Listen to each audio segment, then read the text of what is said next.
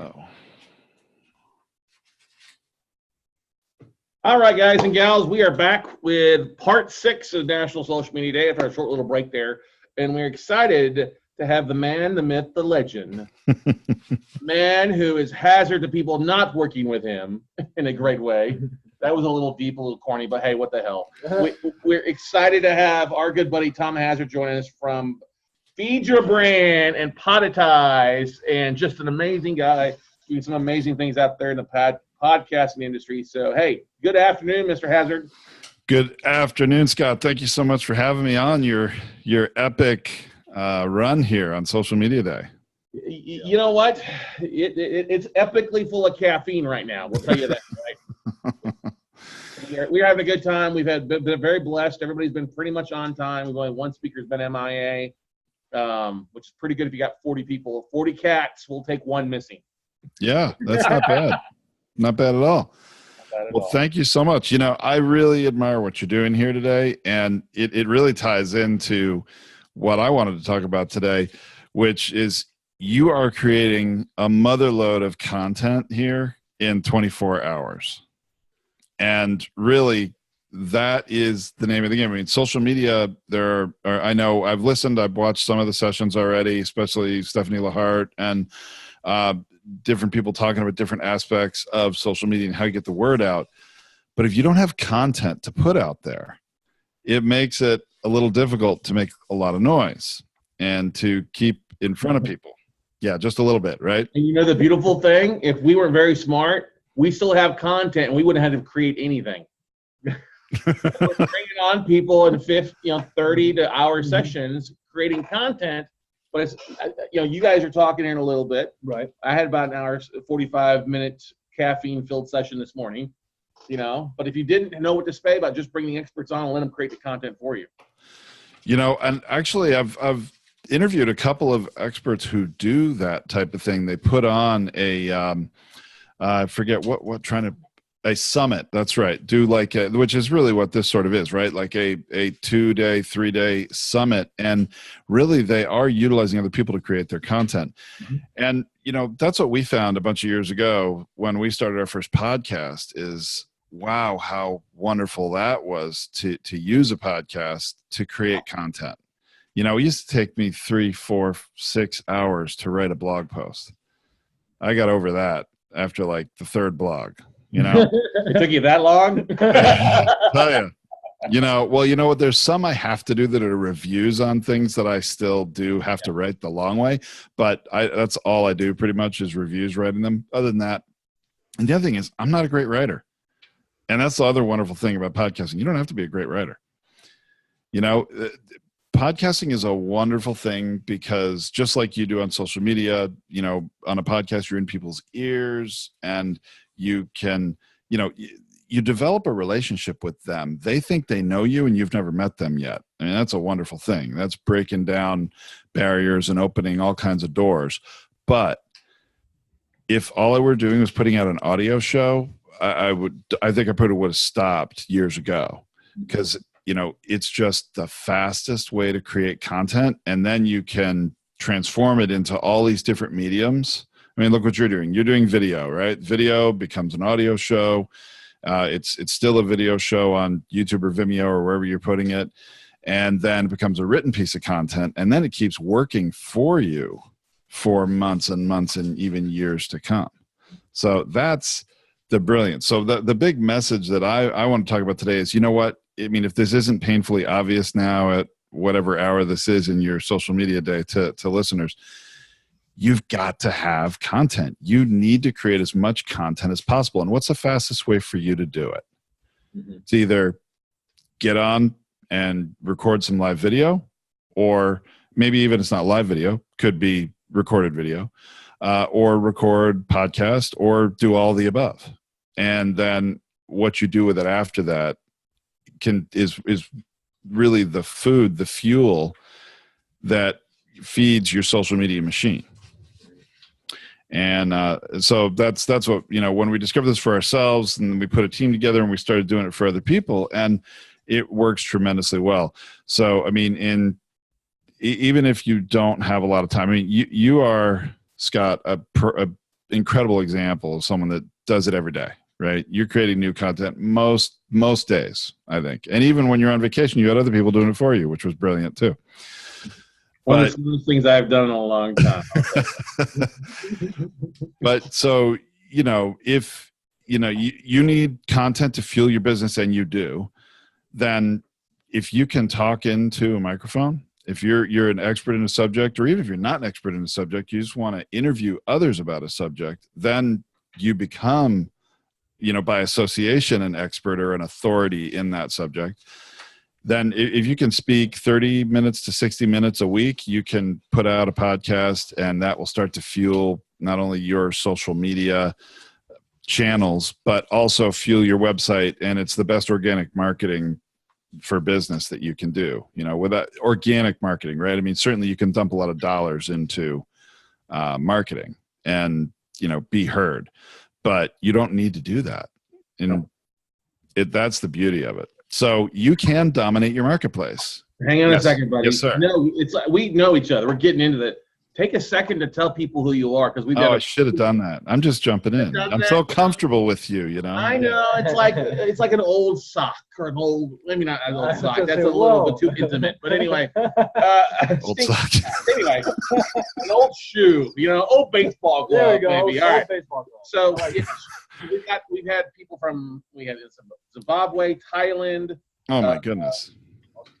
New Zealand. There we go. Canada. We've had another one in Croatia. Everybody rooted for Croatia.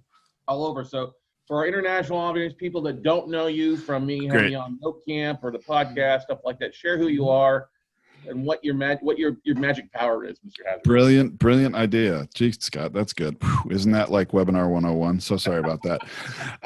So my name is Tom Hazzard, and I'm the CEO of Brandcasters, Inc., which has this podcast right here, Feed Your Brand, which talks about all these different subjects that we're going to talk a little bit about today. I'm from the United States, originally from the Northeast, born in Boston, grew up outside of New York City and Boston my whole life, and then eventually made my way to California. And that's where I live now. I'm in Irvine, California, and I love it here. I love all parts of the country, but I'll take the weather here in Southern California and visit everywhere else and come back to 70 degrees and sunny most of the year. So so let's see. I'm I'm an entrepreneur. I am business partners with my wife, Tracy, who's coming on, I think, in the next session to talk about social media specifically. And she does a masterclass on it, which is really cool. But we own two different businesses together and have several different revenue streams, and we have podcasts going for all of them. And so, we've been in business for ourselves for most of our careers, starting in the mid-90s. And I've had several different companies, and the biggest problem we always had was marketing. And, getting the word out about whatever it is we were doing. And the reality of this business, this Brandcasters business that is now just a few years old, is it came out of our own needs as entrepreneurs, as business people. We needed to establish ourselves as experts in a field. We needed to build an audience to market to, all those things. And we thought podcasting might be a good way to do it. And it started as an experience. And then the more we did it, the more we learned about it, and we experimented on ourselves first. So we practice what we preach. This isn't like we're teaching other people how to do things. We actually do it for them for the most part.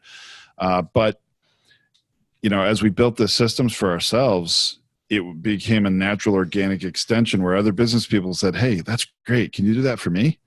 And, after you get past 3 or 4 other businesses doing that, and at that point, you're just sharing the expenses of all the resources to do it, right? But then it grew beyond that and became its own business. And I've been focused on it the majority of my, pretty much full-time effort for me for the last couple of years.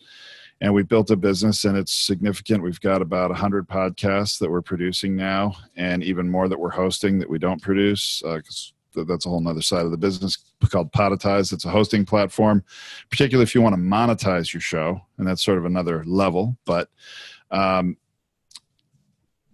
guess my background is in product design and development, which you're like, what the heck are you doing with, podcasting and social media? But just like any business owner, any entrepreneur, you have the same needs to build an audience, to build a following, to establish your expertise, to, you want to be a speaker from the stage. Starting with a podcast is a great way because people can hear how well you speak on your subject, how well you know your subject. So, I've only been in the podcasting business for, officially as a legitimate its own company for a couple of years, but we've been practicing this thing called marketing even before social media existed.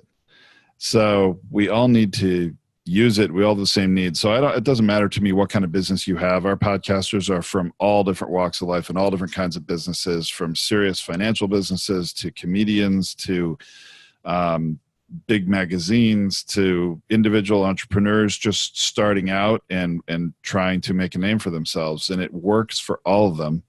It just benefits them each in different ways. And that's the wonderful thing about it. And just, if you've not ever considered it or even done it, if you just picture speaking for 30 minutes or an hour a week, and then having that, you be able to upload that, be done with it, and it's turned into a podcast, a blog post, social media posts, unique graphics. And if you interview people, guess what? They do a lot of the work for you in pushing it out.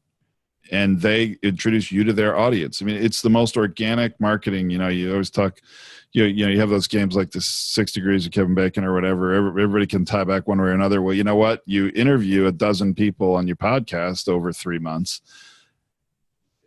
It's amazing how many people you touch. I'm trying to remember. Yeah, there's a business organization that I belong to that does this networking thing. You remember at Podfest, Scott, last February, we went there and they had that exercise with the round tables and everybody mixed up, and it was a quick way for everybody to get to meet everyone in the room, but only in about 2 hours of time. And how could you meet 400 people in 2 hours of time? Well, there are exercises like that. You don't realize the power of them. Because would you think everybody probably, Scott, in their phone has at least 200 contacts in business? Oh, yeah. And then if you're in a room of 200 people, then, you figure, I'm only going to meet 200 people if I meet all these people. But you're not. If you meet all those people and they understand who you are and, you make what you say about yourself memorable, you actually are now I got to get the math right. I think it's 40,000 people that you're getting exposed to. If everybody has 200 contacts on their phone, there's 200 people in the room. It's like 40,000 people you're getting connected network with. Yes, Tracy just did the math on a calculator over there and confirmed that for me. Thank goodness. 20 times 20 is 400. Add 2 zeros. You're good. There you go. Can you tell he's in the financial industry, right? So that's, the power of that. Now imagine speaking on a podcast and getting 500 downloads, 500 plays an episode, then 1,000 plays an episode, eventually several thousand. Think how many people you're reaching with that podcast. And then the real key is Google. Converting that podcast to a written blog post. You have to do it. And I'm not talking about the 300-word summary. Here's my episode. Here you can listen to it. And here's a couple links. No. I'm talking thousands of words. Something it would have taken you 6-8 hours to write if you wrote it the hard way. An hour podcast like you do easily becomes 6,000 or 8,000 words, I think, Scott, every time. No, it's because I've been going in and adding the first 5,000 words into YouTube. Oh. We're talking 16, 20,000. I'm a little long-winded sometimes, okay? And I speak pretty fast. You speak at like 200 miles an hour with gusts to 300, I think. Yeah, you really do. But they call me Hurricane Scott in some areas. It's a lot of, but all right, so all those words, here's the great thing. And you know what, folks, if you don't realize this is why you want to use a podcast or use your video to create content. Because those, for most people, I'll say, 6,000, 7,000, 8,000 words, and for some podcasts are going to be up over 10,000. You know how many phrases are in that people are searching for in Google search bar every day? Oh, hundreds and hundreds of different word phrases, and which are, you hear the word keywords and Google AdWords, the different keyword phrases. People they're going to go to Google first. Even if they listen to podcasts, if they are interested in a certain subject or they have questions on a certain subject, usually the first place they're going to go is Google. And they're going to search on it. And guess what? If you have all these videos on YouTube, or you have all these podcast episodes on iTunes, or now Google Podcasts is now coming out, it's going to be big. Guess what? Google doesn't pay attention to what's said in a video, and it doesn't pay attention to what's said in a podcast. But what Google does pay attention to is what is written in a blog post. They're scanning your website every week, and if you create content on a regular basis, they're scanning it every day for new content, and they do the work. So we had it happen with you, Scott. You remember, I think it was last October or something. It was August 21st is when we had my first podcast episode live, and you'd run some search engines already. You know the numbers better than I do.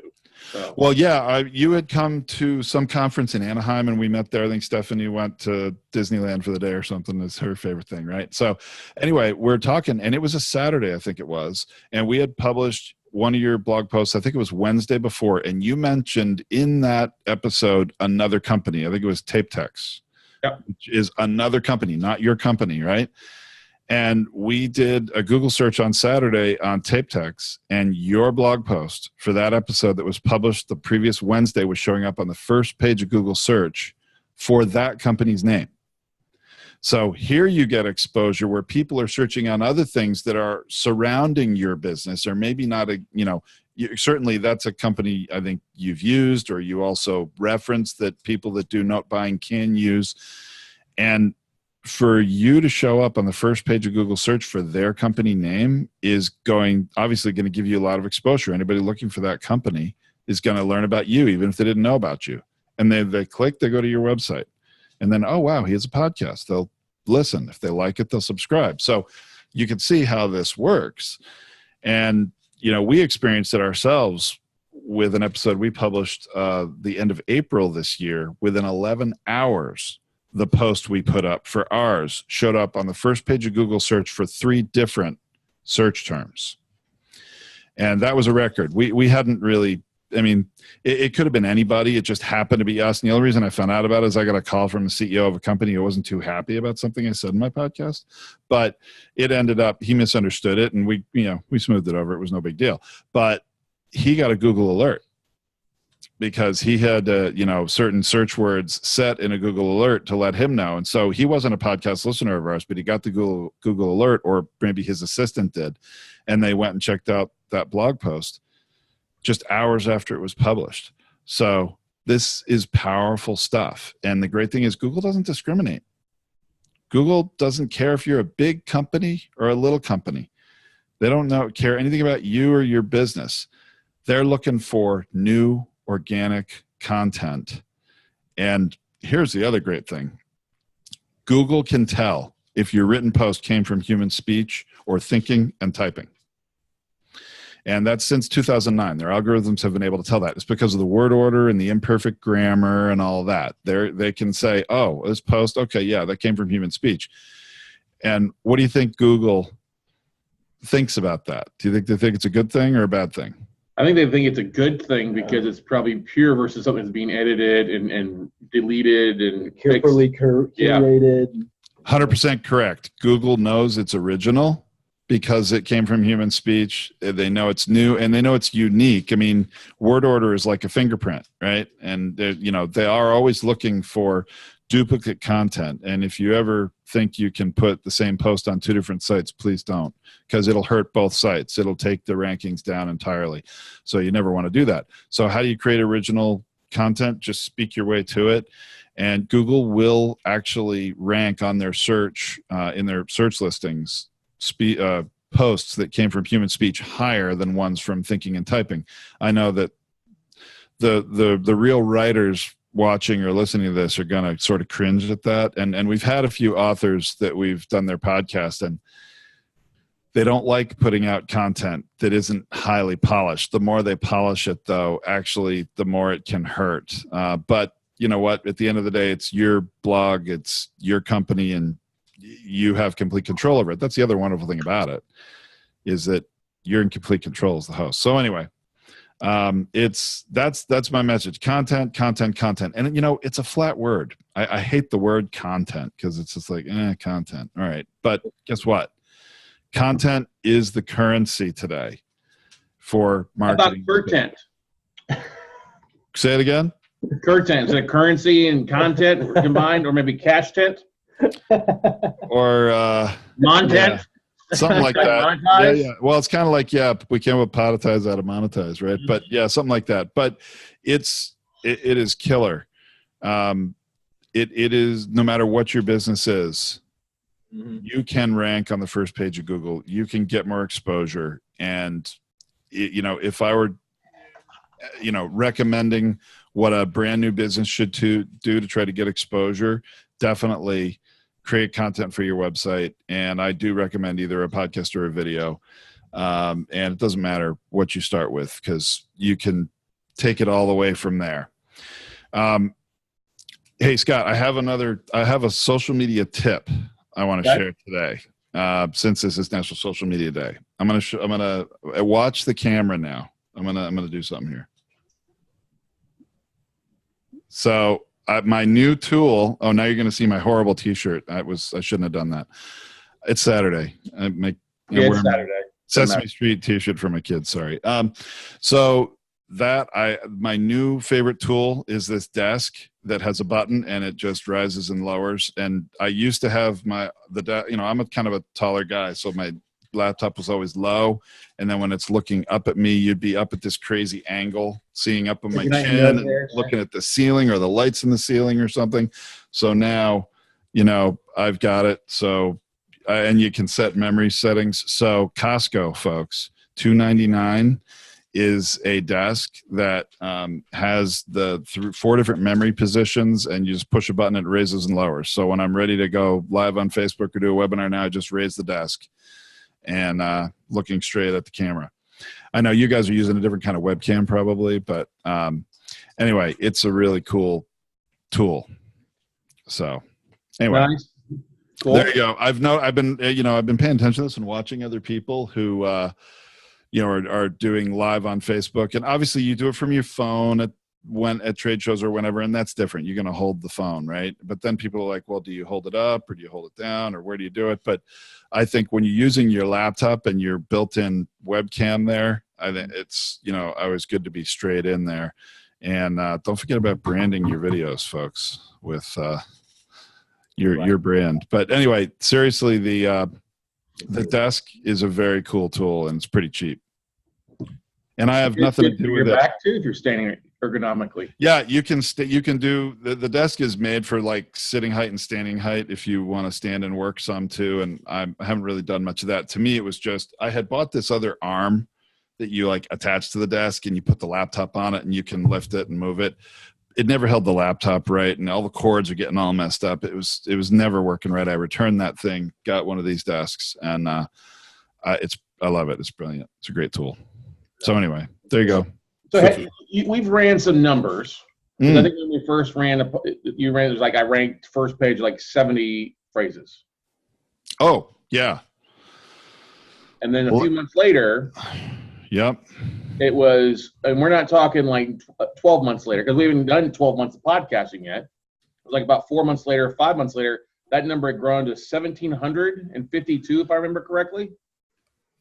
Yeah, I mean, I save all those numbers. I didn't remember yours off the top of my head. It was at least 1,500. I was now ranking. Nice. Oh, that's definitely. Huge. Yeah, I'm gonna pull the latest stats right now before. I'm gonna be a liar. No, you've actually lost. Yeah. You lost. No way. It continues to grow. Here's a great thing, guys, about putting out content. Once you put it out there, and it starts to rank. Oh, wow, cool.